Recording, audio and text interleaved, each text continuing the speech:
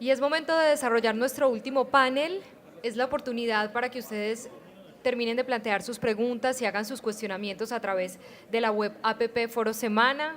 Seguro ya la descargaron todos, pero aprovechen este último panel para que las personas que nos van a acompañar puedan resolver sus inquietudes. Y también mencionando todas las inquietudes que tengan a través de las redes sociales, @foros semana y @EPM, estamos ahí con el numeral compensaciones ambientales. Este último panel tiene por nombre Perspectivas de las compensaciones ambientales y vamos a invitar a los panelistas que van a desarrollar este tema a continuación. Hacemos el llamado para que vayan subiendo al escenario Guillermo Alberto Acevedo Mantilla, el director encargado de la Autoridad Nacional de Licencias Ambientales, ANLA, Alejandro González, el director de Corantioquia, para que también nos acompañe, Carlos Mario Zuluaga Gómez, el director general de Cornare, y Ana Milena Joya, gerente ambiental y social de proyectos e ingeniería de EPM. Este panel también estará moderado por Carolina Urrutia Vázquez. Hacemos el llamado entonces para que se terminen de ubicar en el escenario y a ustedes para que participen en las redes en este panel final.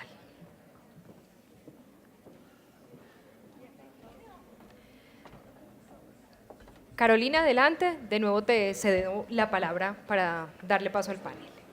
Hola de nuevo.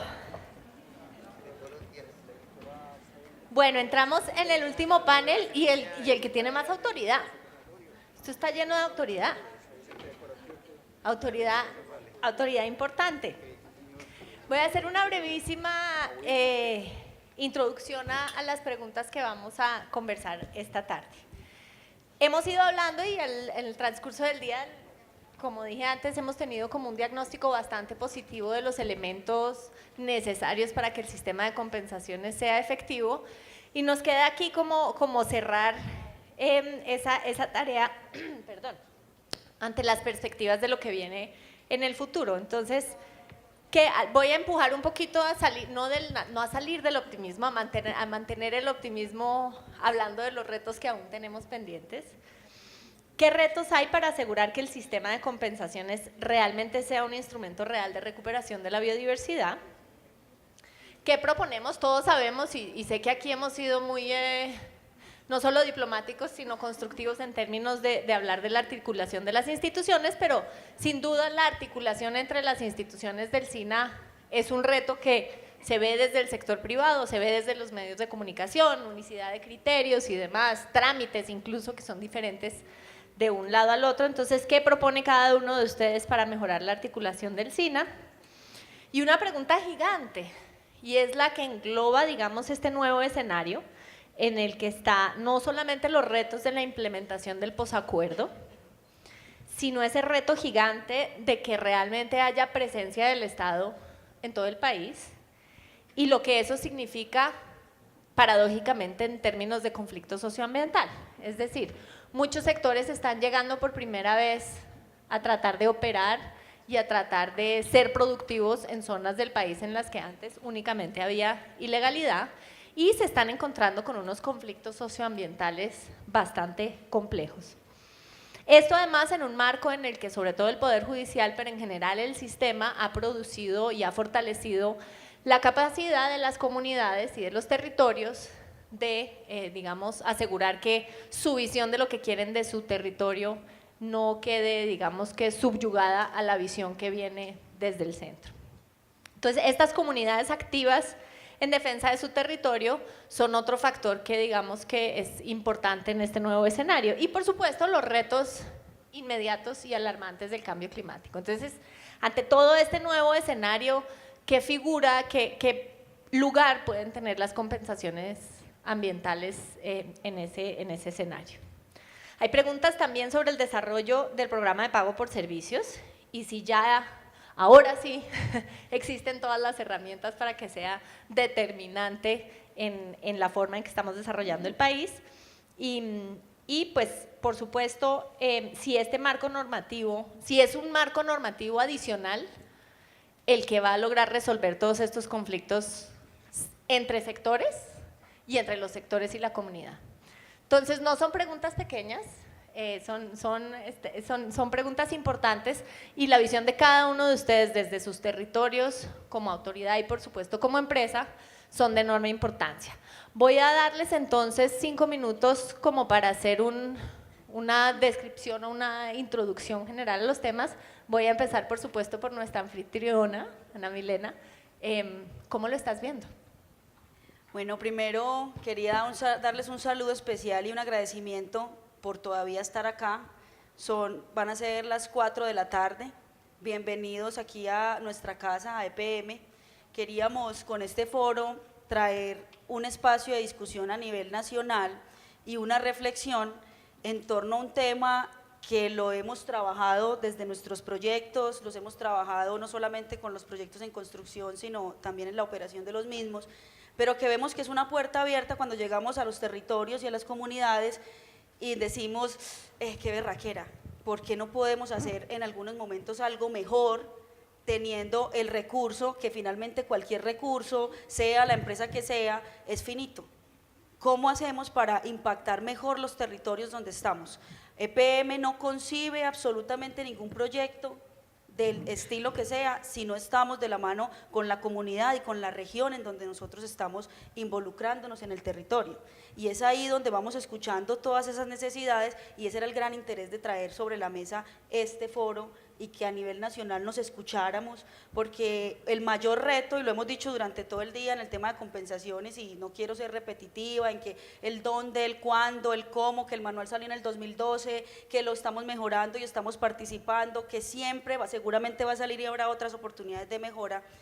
Hay un tema que es de voluntad, hay un tema que es de integralidad entre lo regional y lo nacional, y los proyectos los vivimos todos los días en los territorios. Los ciudadanos que estén o no impactados directamente en un proyecto, lo vivimos en nuestros territorios. Hoy hay otros mecanismos como Bosques de Paz que nos ha abierto una puerta, Banco2 lo venimos implementando desde ya hace varios años en EPM, bajo esquema voluntario, bajo esquema obligatorio, con Corantioquia hemos venido trabajando también hace mucho tiempo, con ANLA, con todas las autoridades en las que tenemos proyectos, y siempre nuestra reflexión es la voluntad.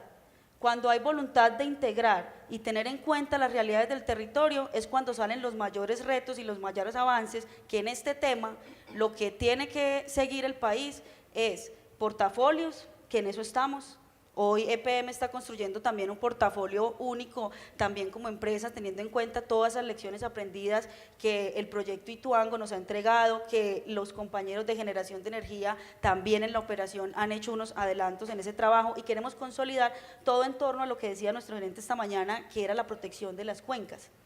Queremos tener una prioridad y hacia allá van esos portafolios. ¿Qué queremos ahora? Llegar con nuestro portafolio, con mis amigos Carlos Mario, Alejandro, Guillermo, con todos los que estemos en la autoridad ambiental, y unamos esfuerzos para que la inversión real que se haga en el territorio sea la que se necesita y donde se necesita, bajo el esquema que mayor, digamos, convenga en ese territorio. Eso es un gran reto. El segundo gran reto hacia donde vamos en el tema de compensaciones, que son los bancos de hábitat, es un tema en el que nosotros también le queremos apostar, porque es como esos impactos anticipados a ciertos ecosistemas de nuestro país, que sobre todo en proyectos lineales, porque es otra cosa que hemos sido, digamos, hemos llamado la atención al ministerio en que tenga en cuenta que no puede meter en la misma bolsa proyectos que sean nucleados con proyectos que sean lineales.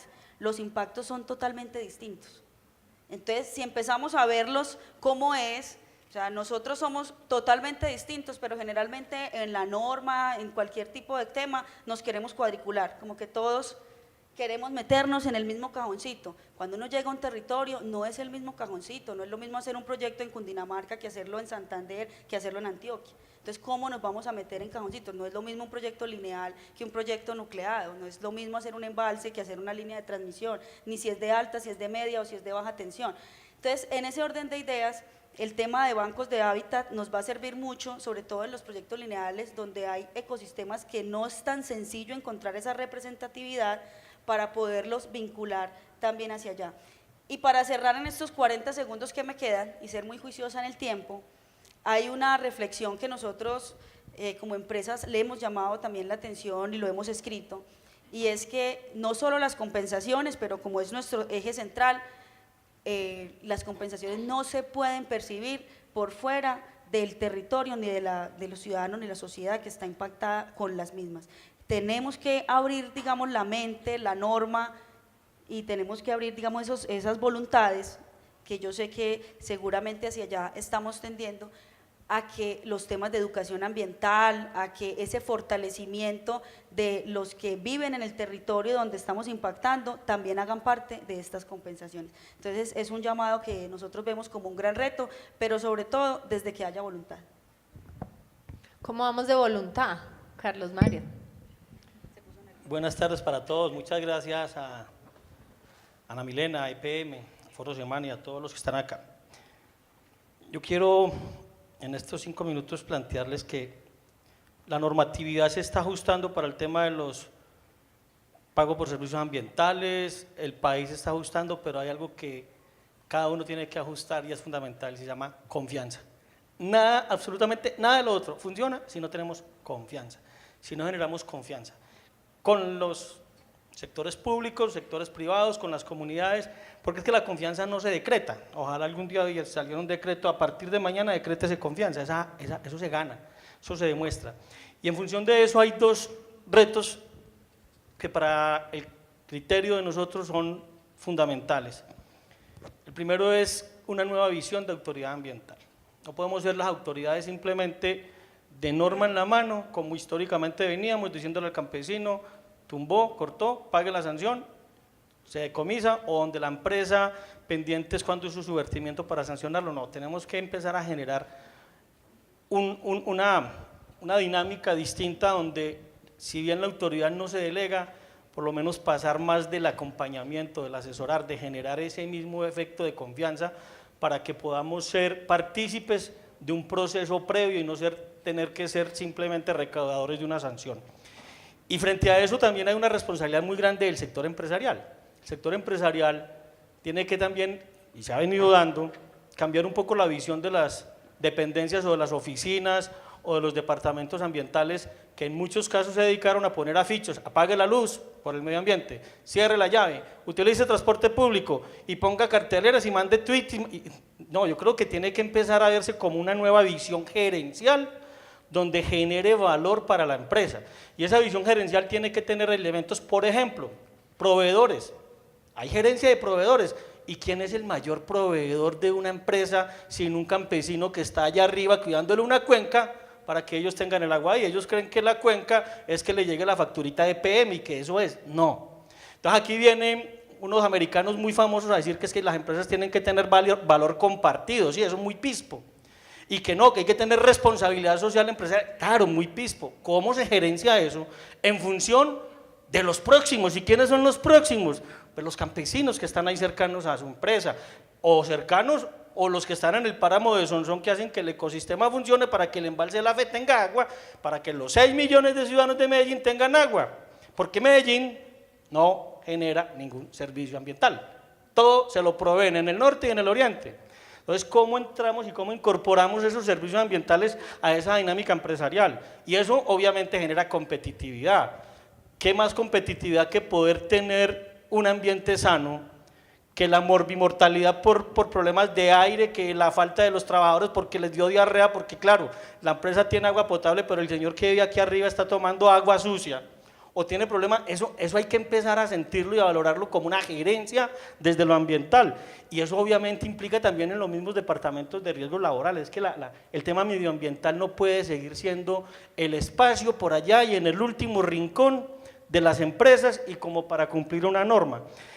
Y definitivamente, en función de eso, empezar a entender que los servicios ambientales, más allá de un tema normativo, tiene que volverse un tema de responsabilidad, de competitividad y de supervivencia empresarial.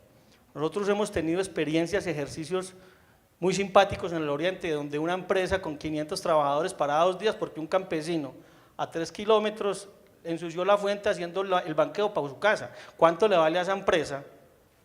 3 días parado, 2 días parado con 500 obreros porque no conocía a su mayor proveedor, que era el señor que tenía la fuente y que lo único que hacía era tener 2 funcionarios pendientes cada que el agua estaba turbia para ponerle la queja a Cornare. Entonces esa empresa era la mayor proveedora de quejas los fines de semana a Cornare en función de desconocer el verdadero proveedor de un gran bien que tenía. Y ese proveer de esos servicios ambientales, hoy la normatividad lo está facilitando, hoy la norma lo está entendiendo y definitivamente también el sector privado así lo ha ido asumiendo. Hoy hablamos de cerca de 120 empresas voluntariamente que hoy están haciendo pagos por servicios ambientales, que han entendido de que la competitividad tiene que ir un poquito más allá de saber si el dólar subió o el dólar bajó, si la economía del país va bien o mal. Empecemos por cómo va la economía de mis vecinos, y la economía de los vecinos muchas veces es un campesino que lo único que tiene es una fuente de agua que para él muchas veces no se la valoramos ni se la estamos reconociendo. Mil gracias. Pasemos al ANLA. Aló. Guillermo, ¿cómo Bueno. sabe el tema de confianza? Con respecto al tema de confianza, pues sí encontramos ya a través del ejercicio de todo el licenciamiento que ha venido creando una cultura en el país, sobre todo en los niveles empresariales, en que deben tener la responsabilidad social con la comunidad y con la confianza de construir con la comunidad. Uno de los grandes conflictos que enfrentamos todos los días en el licenciamiento ambiental es el enfrentamiento con las comunidades. Hoy vemos cómo todos los municipios están alborotados buscando hacer consultas populares para prohibir que aquí no llegue el desarrollo de la minería, que no queremos ver que lleguen las industrias petroleras, etcétera. O que no quieren ver una línea de transmisión, porque la gente no tiene la confianza. Entonces, esa confianza tiene que construirse no solamente desde la normatividad y de las entidades gubernamentales, sino desde la misma sociedad empresarial, para que la comunidad se haga parte, se sienta que los están atendiendo y que los tienen en cuenta. Eso me parece que la confianza debe partir de ahí. Usted hablaba de qué retos para que realmente haya compensaciones reales. Pues primero tenemos que comentarle que nosotros vivimos permanentemente desde la autoridad de licencias todos los días en el reto de dar la licencia o en el reto de no darla, porque cualquiera de las dos decisiones es un conflicto y un desgaste institucional, en donde después de que se logra construir y convencer el proceso de licenciamiento y encontramos que podemos dar la licencia y que podemos pedir las medidas de compensación, estamos convencidos que con las licencias que estamos otorgando, cuando son viables, esas compensaciones están contribuyendo a incrementar nuestra masa arbórea, nuestra masa de protección, porque estamos pidiendo compensaciones que superan el número de la hectárea afectada por una tasa de hasta 10 hectáreas. Entonces, desde ese punto de vista, considero que sí estamos realmente construyendo que las compensaciones sirvan para algo. Claro, tenemos que mejorar y mirar cómo las compensaciones, porque aquí hay dos componentes, la compensación por pérdida de biodiversidad, más unas inversiones que son obligatorias, que es la inversión forzosa del 1%, que son los recursos que deben tener destinación para lo que es conservar, proteger en la cuenca generadora del recurso, donde se toma el recurso. Y en el pasado pues teníamos que las empresas simplemente cumplían con la obligación de reforestar o de comprar predios, pero esta reforestación, si hoy preguntamos dónde está el catastro de esas reforestaciones, difícilmente la encontramos. Si vamos a buscar cuántas hectáreas hemos reforestado y qué mantenimiento se le ha hecho después de la obligación, no se ha mantenido, porque el usuario en ese momento encontró como que su obligación era cumplir su obligación para cerrar su licencia y nada más. Y la obligación que le dio la norma fue siembre, mantenga por 3 años. Pasados 20 años, deberíamos hacer el catastro, ¿dónde están? Eso me parece que es un reto importante que tenemos que construir. ¿Qué estamos pensando? Estamos pensando desde la ANLA que debemos construir desde nuestro sistema geográfico de información a la comunidad todo este catastro, que le sirva de información a todas las entidades y al mismo usuario, que sepa dónde puede llegar a seguir incrementando. En este momento, como retos, estamos buscando con las corporaciones, ya empezamos a hacer dos ejercicios con la Corporación de la Orinoquía y con Corpuravá, en la identificación de las áreas prioritarias de inversión y conservación, para que podamos darle como una especie de menú a los propietarios de los proyectos dónde pueden invertir. Ahí están estas alternativas, mírenlas, dónde pueden hacer sus inversiones y cómo pueden seguir sumando para que evitemos lo que en el pasado hacíamos, que era sembrar de manera aislada, que no estaba sumando. Eso me parece que es uno de los grandes retos. Muchas gracias. Alejandro, la visión de Corantioquia. Muy buenas tardes para todos. Muchas gracias además por la invitación a EPM y a Foro Semana. Yo creo que la confianza va además de la mano, estoy completamente de acuerdo además con las reflexiones de Carlos Mario, pero le adicionaría que esa confianza tiene que ir de la mano también de capacidades y capacidades de parte y parte, capacidades de los usuarios, los grandes proyectos y capacidades desde las autoridades ambientales. Y lamentablemente en este país yo siento que cuando hablamos de mejoramiento de las capacidades institucionales de las autoridades ambientales, pues pareciera ser que eso no está en la agenda, sino que permanentemente se espera que las corporaciones en particular adquiramos unas capacidades como de la nada, pues ¿con qué se construye la autoridad ambiental? ¿Cómo se hace el ejercicio de la autoridad ambiental, incluyendo el ejercicio de acompañamiento a todo el tema de compensaciones? Pues finalmente con personas, ¿cierto? Entonces tenemos que tener equipos de trabajo fortalecidos, con la idoneidad técnica, es lo que nos reclaman a diario, ¿cierto? Los pares, y que podamos tener el mismo interlocutor, que podamos tener personas del mismo nivel académico, personas además que conozcan los territorios y que conozcan las instituciones, que conozcan las normas, que tengan la capacidad de adaptarse a los cambios permanentemente que se dan en las normas. Entonces yo creo que un elemento fundamental está en esas capacidades para las autoridades ambientales, pero también para el sector privado. La misma pregunta nos la hacemos nosotros frente a los usuarios en el sentido de cuál es su capacidad para tener un equipo de trabajo idóneo, cuál es su capacidad para conocer el territorio, cuál es su capacidad además para mantener, digámoslo, y tomar una decisión de afrontar el tema de las compensaciones de una manera responsable. Y yo brevemente quisiera compartirles una experiencia que me ha parecido bien valiosa frente al ejercicio que estamos haciendo con las autopistas 4G.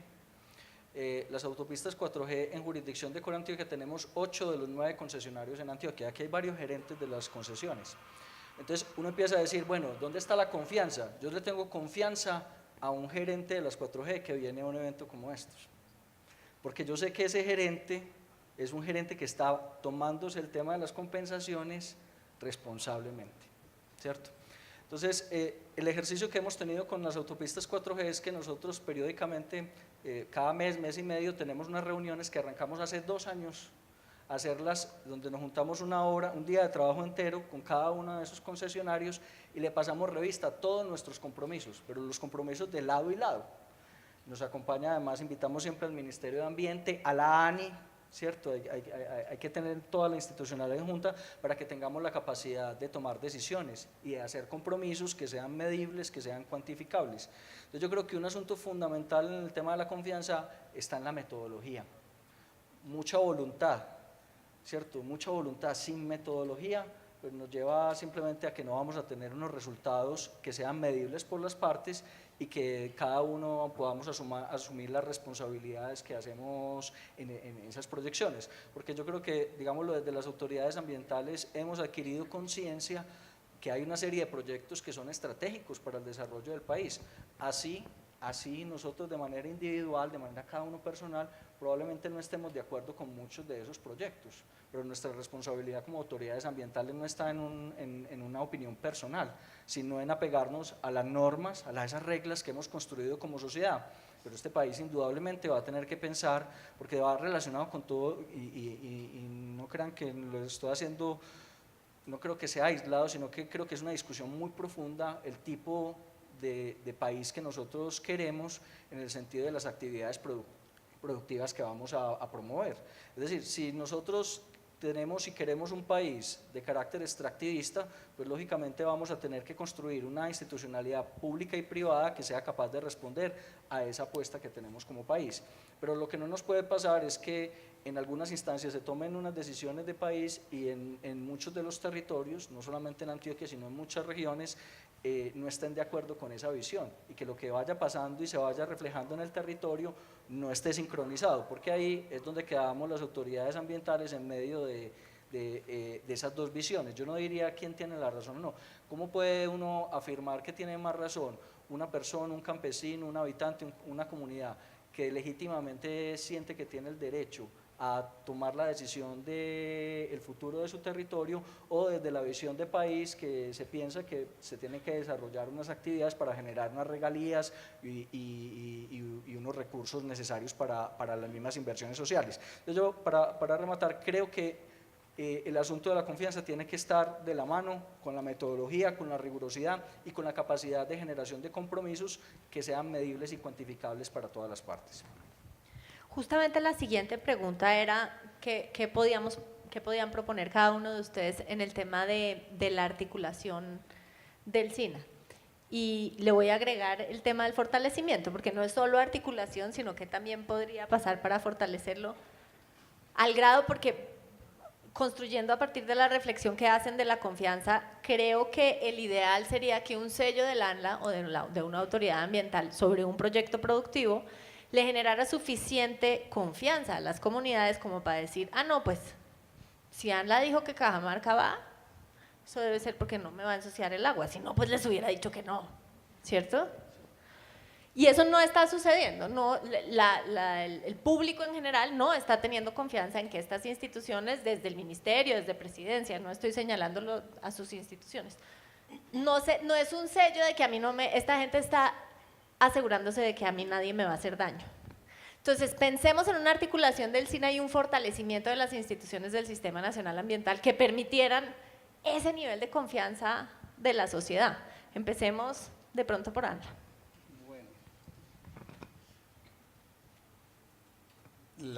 La articulación del SINA realmente, pues ya la hemos venido haciendo dentro de todo nuestro sistema de procedimiento administrativo en el licenciamiento ambiental. Nosotros cualquier actuación que abrimos debemos darle, y lo hacemos, comunicación directa a cada ente regional que es la autoridad en la región. Porque aquí hay que tener en cuenta dos cosas. Una, que las autoridades autónomas regionales de las regiones, valga la redundancia, son las autoridades ambientales generales, mientras que la Autoridad Nacional de Licencias Ambientales es solamente autoridad para licencias ambientales nada más. O sea que nosotros no trascendemos más allá de la licencia.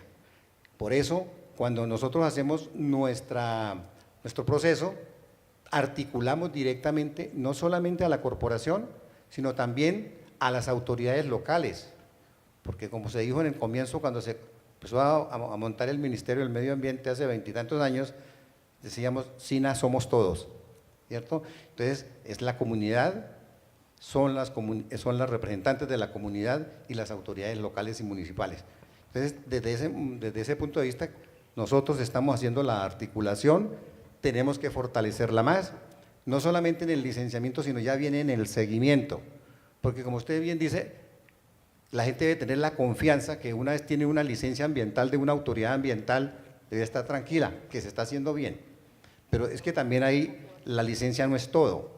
La licencia parte de la base de que las empresas tienen que asumir la responsabilidad de ejecutarlo tal cual como se licenció. Pero encontramos a veces casos en donde algunas empresas no son responsables, no aplican las medidas de manejo que se les establecieron, y eso hace que la comunidad pierda la confianza en la licencia y en las autoridades que la dimos. Alejandro, articulación y fortalecimiento, ¿qué se puede hacer?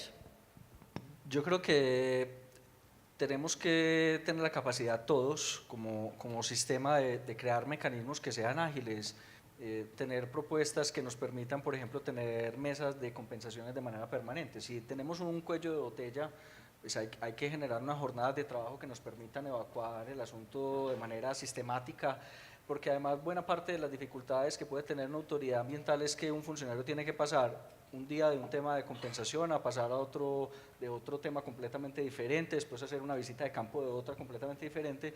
En la medida que pudiéramos acordar, como lo digo, articuladamente desde el nivel nacional, algunos sectores por sectores productivos, unas jornadas de trabajo, digámoslo, para analizar y tomar decisiones inmediatas en temas de compensaciones, yo creo que son herramientas que pueden ser útiles, no estructuralmente, pero que sí pueden ayudar a sacar lo que tenemos represado y que ya se ha hablado en diferentes momentos acá. Yo también creo que hay un elemento fundamental en todo esto y está en cómo se conciben desde el mismo inicio de los proyectos, se piensa en el tema de las compensaciones. O sea, una percepción que tenemos nosotros es que los proyectos, digámoslo, se logran diseñar cada vez con mayor criterio y mayor rigurosidad desde el punto de vista ingenieril, ¿cierto? Pero todavía el tema de las compensaciones es un tema que llega al final del proceso. La postdata. Entonces cuando llega al final, uno les ve la cara a cualquier gerente de empresa pública o privada cuando uno le dice, mire, le salió una compensación de tanto. Dios mío, eso no lo tenemos cuantificado en ningún lado, ¿cierto? Eso no lo teníamos previsto. Pues, entonces yo creo que tenemos que construir esa capacidad conjuntamente para que desde el mismo momento del inicio de los proyectos, cuando se están dimensionando en esas etapas de factibilidad, pues ya de manera inherente vienen diferentes tipos de compensaciones o de obligaciones, sea por inversiones del 1%, sean por compensaciones derivadas directamente de la licencia ambiental o por sustracciones o por levantamientos de veda. Si ya sabemos que hay esos 4 tipos, o no sé si habrá otro que se me escape, si son los 4 tipos, entonces tenemos que tener la capacidad del sector privado y del sector público, desde las autoridades, de saber qué son esos 4 tipos, ¿cierto? Y que nos tenemos que poner de acuerdo en cosas tan complejas o tan sencillas. Ya se me acabó el tiempo, ya sé. Remato con esta, es una pregunta que ha estado durante todo el evento, es ¿por cuánto tiempo deberían quedar el requerimiento de las compensaciones? Pues si me lo preguntan a mí, yo la respondería de manera bien sencilla, es por el mismo tiempo que se le otorga la licencia ambiental. No, esa no es la vida útil del proyecto. Entonces, si estamos hablando de que una compensación es el reconocimiento de que hay un impacto y que requiere ser compensado, pues la compensación debería ser por la misma vida útil del proyecto. Pero no vale que yo lo piense, vale que tengamos un acuerdo y que lleguemos a una conclusión, la que sea, y que esa conclusión… Que debía estar en el manual. Que debería estar protocolizada y aceptada y adoptada por todos nosotros, pero eso tiene que ser una conversación. Pero si le van preguntando a Corantioquia, pues ya saben qué es lo que pensaríamos nosotros, debería ser por el tiempo de la licencia. La Milena. Que puedo hacer una moción de réplica. Se puede. Claro. Alejandro no se enoja conmigo. Bueno, quería contarles para que también, y para eso son estos foros, ¿cierto? Los proyectos, desde los CAPEX, tienen en cuenta los ítems de las formulaciones, que es en las etapas muy tempranas cuando empezamos a diseñar. ¿Qué pasa? Que cuando uno hace un CAPEX de un proyecto y empieza a decir, ¿será que Vanessa hoy se levantó pensando que nos pide que la compensación es 1 a 10 o a 1 a 8? Y en esa región el predio ¿cuánto cuesta? No es lo mismo comprar de pronto, entonces Calomario, ¿cuánto cuesta el metro cuadrado en La Ceja y cuánto cuesta el metro cuadrado en Sonsón? Entonces ahí empezamos los que estamos haciendo todos estos análisis de proyectos, entonces ¿cuánto le pongo? ¿El 10%? ¿El 5%? O Alejandro se levantó esta mañana y como sos vos pones 30, ¿cierto? Entonces decimos, Dios mío, entonces ¿cuánto realmente? Y es una de las reflexiones, o sea, si queremos y lo hacemos hoy, y con eso me uno que no solo EPM, sino muchos de los empresarios pues, que están acá, desde los CAPES, desde que formulamos y tenemos la idea de los proyectos, empezamos a tener cada vez más conciencia y más rigurosidad en el tema ambiental, asociado, digamos, no solo a la compensación, sino a otras actividades y al tema social.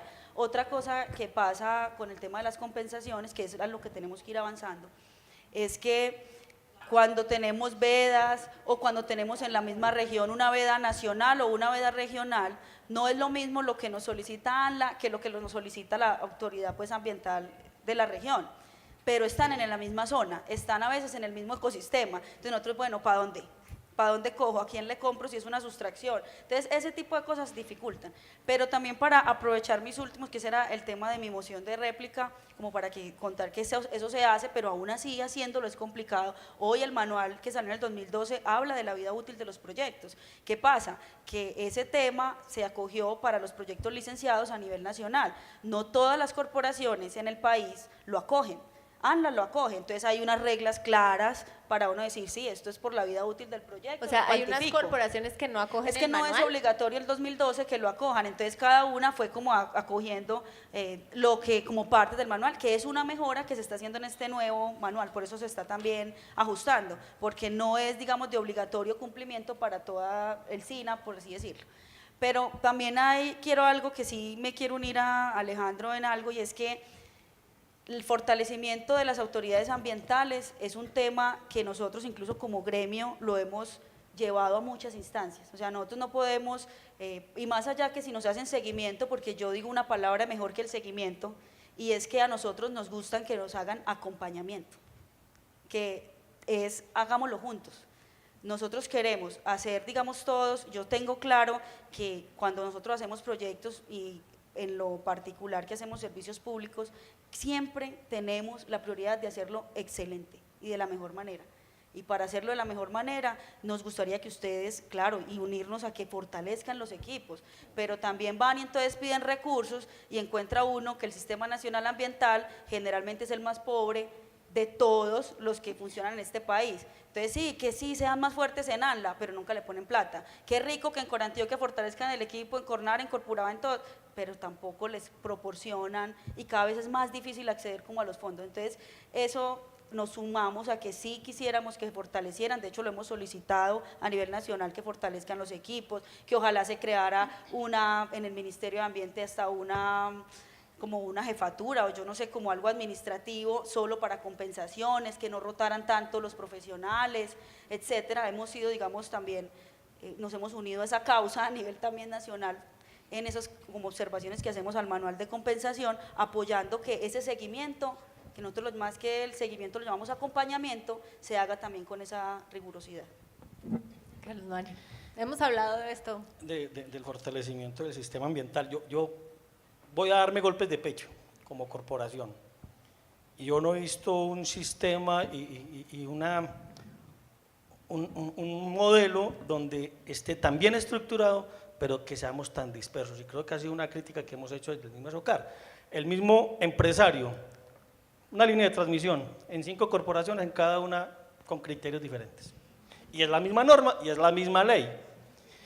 ¿Y qué es lo que pasa? Puede ser que no hayan funcionarios lo suficientemente capacitados, es posible, pero una cosa es tener funcionarios capacitados y otra es tener funcionarios que quieran asumir bajo sus criterios o bajo sus creos una norma o lo que se dé. Y eso es crítico por el problema de la misma confianza, entonces eso genera desconfianza y eso empieza a volver insostenible un determinado proyecto. Y en la compensación, lógico, es lo que estábamos hablando, si aquí son 3-1, allí son 5-7 y eso depende. Y si eso llega, con el perdón de los colegas abogados, hoy día el abogado, a las jurídicas, crítico, hasta ahí llegó, porque la tendencia de nosotros los abogados es casi que de qué se trata para que vamos contradiciendo. Entonces, obviamente, cada región, pero si para eso fuera poco, nos aparece la ANLA. No es culpa suya, obviamente. Es un problema de desconfianza del gobierno nacional con las instituciones locales. Y después nos aparece el presidente retirando licencias en Twitter. Y nos mandan una autoridad para que licencien los grandes proyectos, para que desde las oficinas en Bogotá, que no conocen y escuchan el territorio aquí, si para Corantioquia y por Cornar es difícil a veces escuchar y saber lo que está pasando, ¿te imaginas unos funcionarios que vienen desde Bogotá a evaluar unos documentos técnicos que con seguridad tienen muy buenos, pero es que los técnicos sí son muy buenos, pero ¿dónde está también entonces el oído comunitario? ¿Dónde está la percepción ciudadana?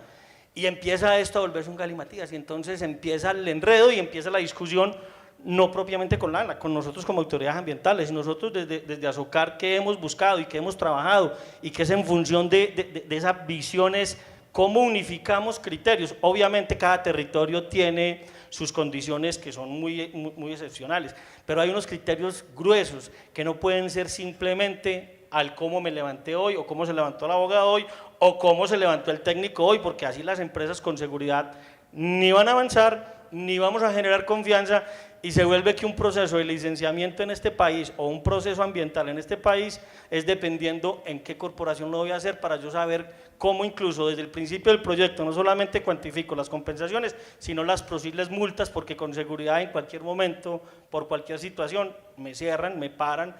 Bueno, entonces ese es, yo creo que si algo podremos hacer desde el Sistema Nacional Ambiental es generar esas mesas de articulación. Las costos, las compensaciones, algunos temas y unos trámites que son muy sencillos, pero nosotros mismos nos hemos encargado de volverlos muy complejos. Les voy a hacer una confesión. Yo creo que el ordenamiento territorial en Colombia no existe mucho. Los POT son un fenómeno urbano que sirven cuando uno tiene predio a predio, este edificio y el otro edificio, pero que a la hora de pensar en la Colombia grande, que no está en Bogotá, Cali, Medellín, eso que seguimos sacando de que vamos a ordenar y vamos a ordenar, pues es muy difícil porque no estamos en Rusia en el 75, no es una economía centralizada y es muy difícil entrar a los predios de la gente a decirle qué pena, ya no me puede sembrar arroz.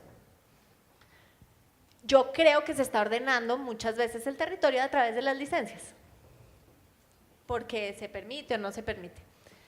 Hago una pregunta relacionada con compensaciones, pero en el espectro más grande, y es sobre todo a las autoridades. ¿Ustedes son conscientes de eso y ven el impacto agregado? ¿Alguien está midiendo el impacto agregado o estamos yendo proyecto a proyecto? Tanto de las licencias mismas como de su compensación. ¿Quién está mirando el territorio como un todo? Empiezo de este lado, no, acabas de hablar, empiezo con Alejandro. Esa no la había contado usted. No, es sorpresa. Es que mire, la gente no se me puede dormir, pausa activa cerebral. Pero con esta no se pueden dormir. Esta discusión es bien compleja porque habría que empezar esta respuesta porque tal vez los proyectos que más generan impacto sobre el territorio no requieren licencia ambiental. Entonces la pregunta no nos la podríamos hacer únicamente por los que tienen licencia ambiental, sino la primera es, ¿qué pasa con todos los otros proyectos que no tienen licencia ambiental? Que se refiere a esa Colombia que no es urbana. La Corantioquia nuestra, que está por fuera del Valle de Aburrá, es la Corantioquia de grandes extensiones de ganadería, también de grandes cultivos, así como de pequeños cultivos. Entonces, ¿qué pasa con un impacto tan fuerte como el de la ganadería de búfalo, que no requiere ni un solo permiso y está cambiando completamente la dinámica de toda la cuenca del Magdalena colombiano? Yo puedo hablar del Magdalena medio antioqueño y no tiene ningún instrumento ambiental. Entonces, claro, la pregunta ya puntualmente que haces frente a los proyectos, grandes proyectos de minería, de infraestructura, tanto lineal como no lineal, digamos, por supuesto que tienen una incidencia real y concreta sobre los territorios y terminan ordenándolos o desordenándolos, pues en ese espectro. Y por eso cada vez que llega un proceso de licenciamiento ambiental de esos proyectos a nuestras autoridades, o en particular a Corantioquia, pues lo que tratamos de hacer es organizar un equipo de trabajo que pueda responder a la complejidad de eso. Y es realmente muy difícil. Para un proyecto medianamente grande poder destinar 15, 16, 17 personas para que se dediquen a realmente evaluar un proyecto de eso es un lujo que seguramente pocas autoridades ambientales en Colombia pueden darse, que nos lo podemos dar Cornare y Corantioquia.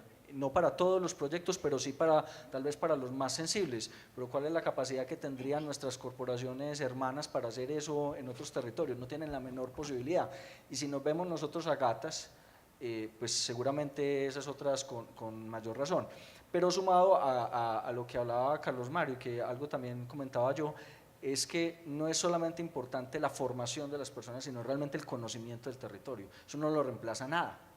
O sea, poder entender realmente la dinámica del suroeste antioqueño no la va a poder entender nadie que tenga un doctorado en Harvard y que no haya pisado el suroeste antioqueño, para poder entender por qué el suroeste hoy tiene tantos temores por la llegada de la minería. Eso no se puede comprender si uno no conoce el suroeste antioqueño, y para poderse poner en los zapatos, pero podría ser el ejemplo de cualquier región de Colombia, cualquier subregión, digámoslo, es que ese conocimiento y esa comprensión de los temores legítimos de la ciudadanía, independiente de que sean fundados o no, son legítimos porque lo están percibiendo de esa manera, y evidentemente es una percepción que va a tener injerencia, pues porque tienen la injerencia en el territorio, en el uso del suelo del territorio y en la vida completa, no solamente en los impactos ambientales, sino en todos los aspectos sociales, económicos e institucionales de un territorio. Guillermo, desde ANLA, Sí. efectos Sí, acumulativos. efectivamente lo que usted dice, las licencias ambientales inciden, contribuyen y cambian los ordenamientos del territorio.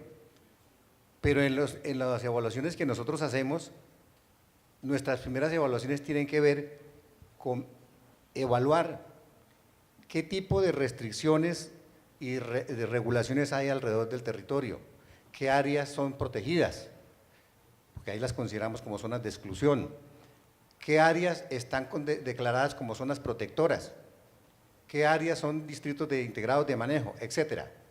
Pero que en el procedimiento del licenciamiento, a pesar de tener esta figura de protección, no es tan protectora la figura, porque se permite en la legislación que se pueda hacer el levantamiento o la sustracción de la reserva, y eso hace que se induzca a cambios en el uso del suelo. Y no solamente, como decía aquí el doctor,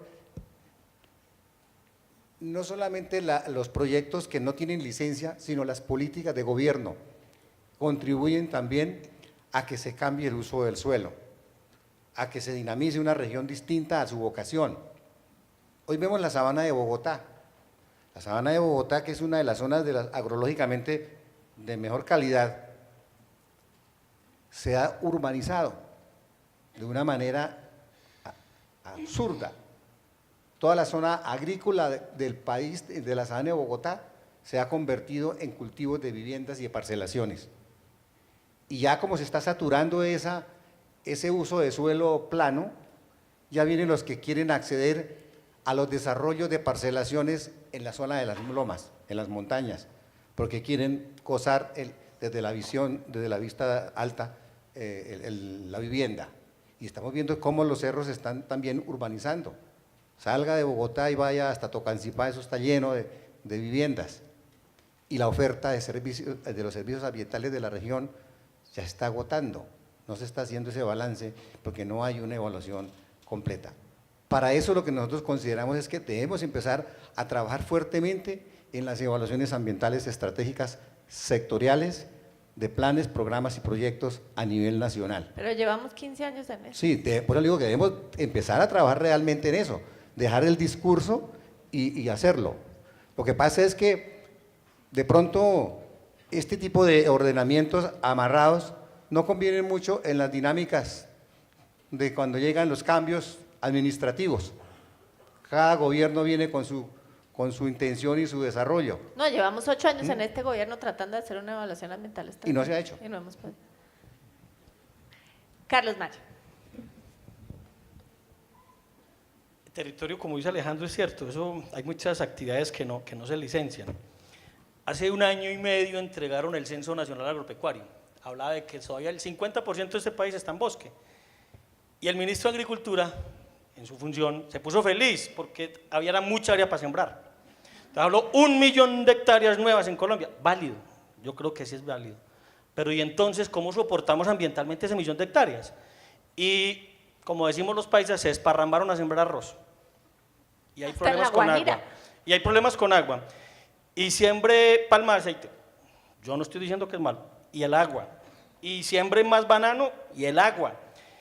Y haga más proyectos agrícolas que demandan agua y arriba, que entonces no hemos entendido dentro de ese mismo ordenamiento que tenemos el vaso o medio lleno o medio vacío. Ese 50% de bosques debiera ser, y es parte de las discusiones que hemos dado en función de las compensaciones, que la parte forestal, la reforestación, la restauración, la conservación de los bosques debe considerarse como un proyecto productivo. Si hoy le están dando subsidios a los arroceros, a los bananeros, a los del sector agropecuario, válido, ¿dónde están los apoyos para estos campesinos que están arriba soportando con sus servicios ambientales que sean viables los proyectos aguas abajo? Y esa misma ordenación del territorio entonces se empieza a generar situaciones muy simpáticas. Nosotros estamos terminando todos los planes de ordenación de cuencas y a bien con EPM logramos que le entregaran a Cornare cartografía 1 en 10.000, pero resulta que el Fondo de Adaptación dice no, la cartografía oficial es 1 en 25.000. Ah, bueno, pero si la podemos hacer 1 en 10.000, no. Entonces, Pero el Fondo de Adaptación no es un absurdo. autoridad. Claro, y entonces es lo que estamos diciendo, es como tenemos una articulación más desarticulada. Es decir, hay situaciones que uno dice, ¿y entonces a dónde estamos llegando?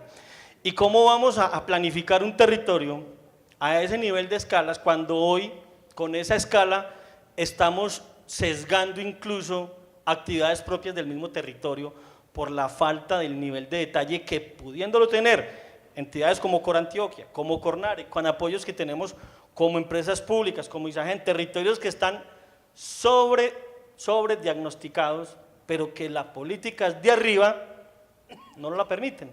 Entonces, definitivamente el problema de la planificación va para rato, 8 años y no sé cuántos años más. Y los de atrás de esos 8 años tampoco se quedan cortos, porque cuando eso ni siquiera había ministerio. Era un viceministerio disfrazado de vivienda, de agua, un poco de cosas. Entonces, el tema de lo ambiental, yo creo que ha sido, y no es mentira, ha sido una cenicienta. Yo creo que la dinámica, la presión social, la misma importancia que cada vez se va teniendo en esa articulación público-privada, comunidad, han hecho de que lo ambiental trascienda del pajarito, de la agüita, del arbolito, a que también tenga que ver una concepción más de lo de desarrollo sostenible, porque desarrollo sostenible se ha quedado mucho solamente en esa parte de la triada, en lo ambiental. Entonces, yo creo que se han dado avances, pero efectivamente Colombia todavía piensa que somos netamente agropecuario y que lo forestal y lo ambiental, entendiendo los servicios ecosistémicos, apenas ahora con la nueva ley, con el tema de carbono, estamos entendiendo que ese es un gran potencial, pero un gran potencial no solamente para mandar carticas de felicitación a los campesinos, no, es para que le genere opciones y alternativas de ingresos. Mil gracias, Ana Milena. No te quiero dejar por fuera del debate, pero no sé si mejor me voy con la siguiente pregunta. Son tu autoridad, ni modo.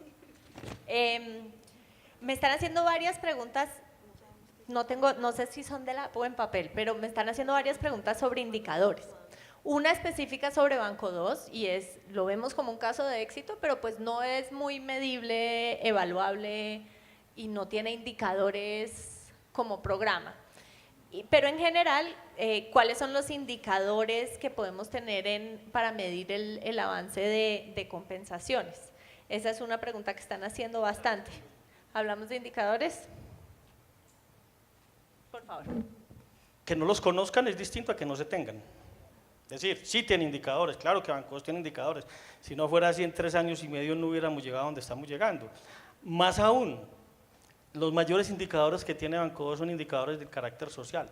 Y le voy a dar uno solo. En el oriente antioqueño hace 3 años y medio, según el IDAN, teníamos 3.500 hectáreas en deforestación año. Hoy estamos llegando a 800 hectáreas.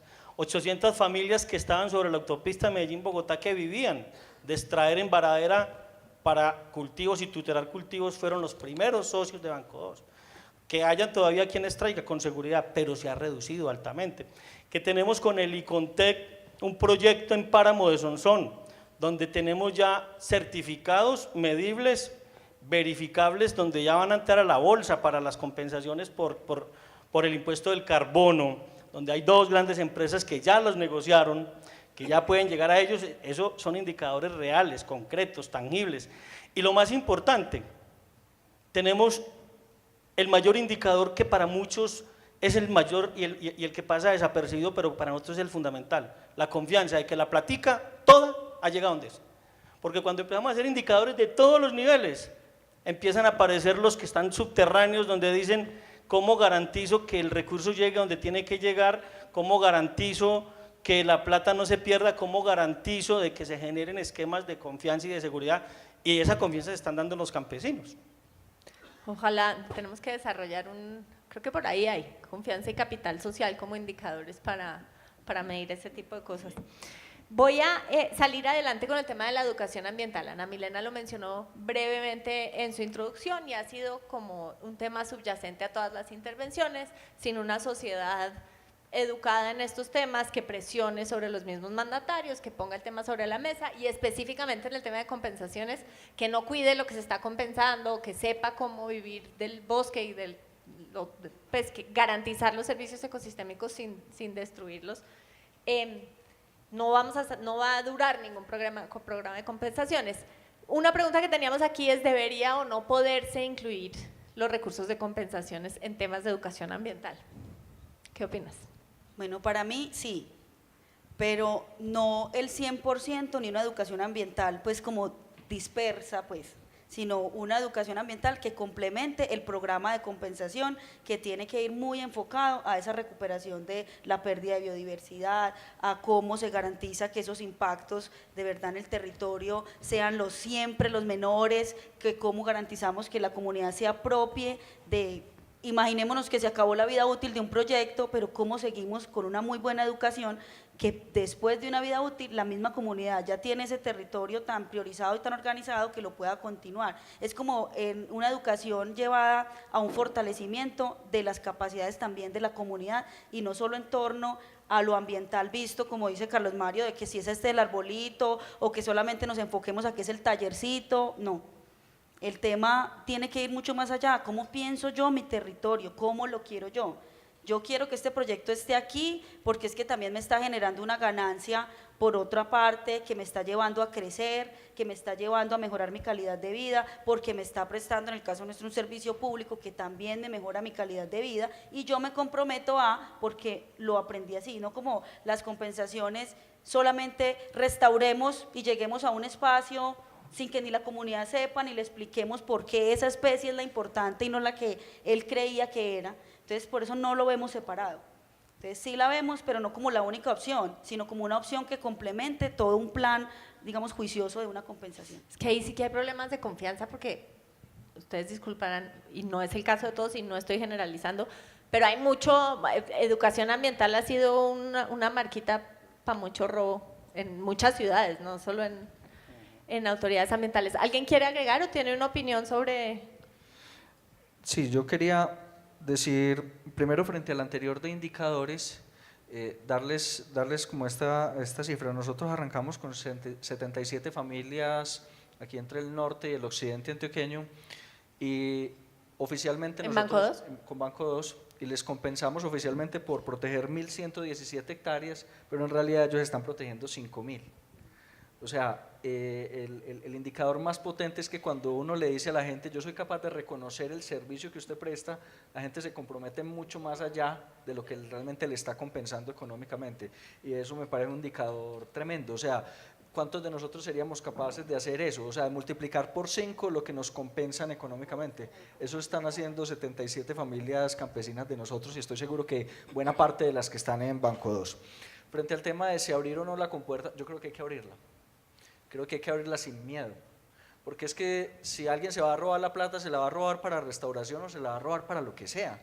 O sea, cuando alguien toma la decisión de robar, el tema finalmente es irrelevante, va a robar. Entonces, yo creo que sí tiene que haber unas reglas, por supuesto, y tiene que haber acá, pero yo lo abriría no solamente para educación, que debería ser pertinente frente al tema de lo que se está hablando, en biodiversidad, en flora, en fauna, pues no para hablar en abstracto de otras cosas, pero creo que sí, e inclusive yo abriría la compuerta de las compensaciones para beneficios directos de la comunidad, es decir, por ejemplo, que las comunidades pudieran decidir el 10% de las compensaciones para beneficios de ellas mismas, ¿por qué no? ¿Por qué no para decidir en saneamiento básico o en otros aspectos o en actividades productivas para ellos mismos, con un porcentaje y unas reglas? ¿Por qué no ponerlo sobre la mesa? ¿Por qué nos tiene que dar miedo que la gente decida, así se equivoque? ¿O es que acaso las instituciones no nos equivocamos? ¿O las empresas no se equivocan?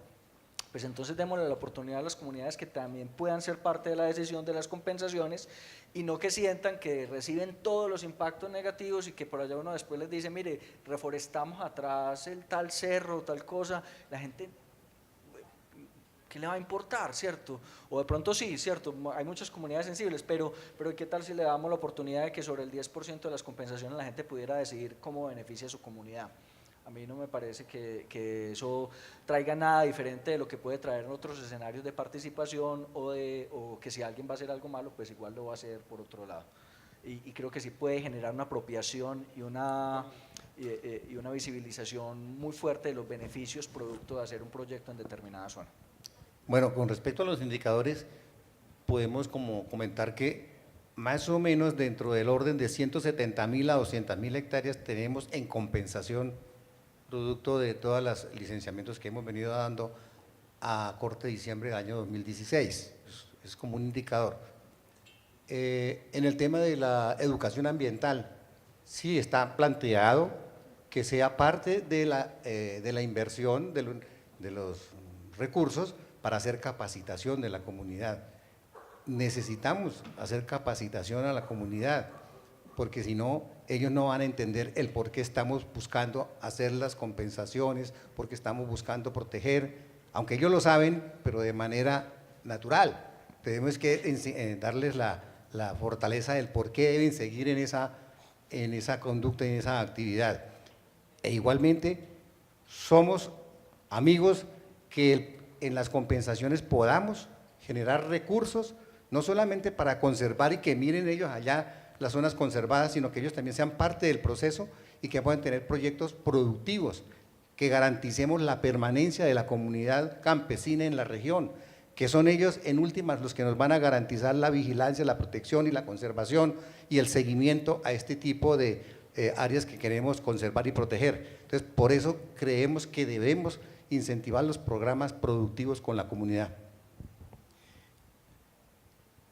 La educación como tal, y retomo lo que se ha venido haciendo dentro del proyecto Banco 2, es fundamental, pero educación pertinente.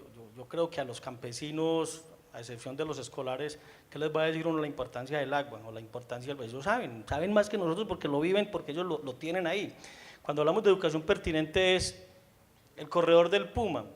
Para nosotros hubiera sido más fácil ir y mandarles unos técnicos a que les dijeran la importancia del Puma y cómo lo conservan, o decirles, venga, hagan parte de un proyecto de compensaciones ambientales y ayúdenos a conservar el Puma y entiendan la función del Puma y tengan unas actividades propias y hagan unas cercas eléctricas y se les paga para que hagamos unas restauraciones y busquemos y cómo enriquecemos el hábitat del Puma y ayúdenos a vigilar el Puma y siéntanlo como parte de su hábitat. Con el Bon Humboldt hoy tenemos un proyecto piloto con familias Banco 2 donde ellos están haciendo de una manera práctica, sencilla y sin mucho sabio todo un inventario de flora y fauna en sus territorios. A partir del celular, la foto, y los técnicos y los científicos, los que saben del tema en el Humboldt, evidencian cuáles de esas son especies de interés para la ciencia y van a territorio, acompañan las comunidades, evalúan y evidencian y podemos ir haciendo a partir de lo mismo. Y empezamos hablando de unas compensaciones, de un pago por servicios ambientales, y mire que ya vamos en un tema de inventarios de flora y fauna. ¿Cuánto le vale al país hacer ese inventario? ¿Quién más que el campesino lo sabe? Y la formación obviamente en proyectos productivos.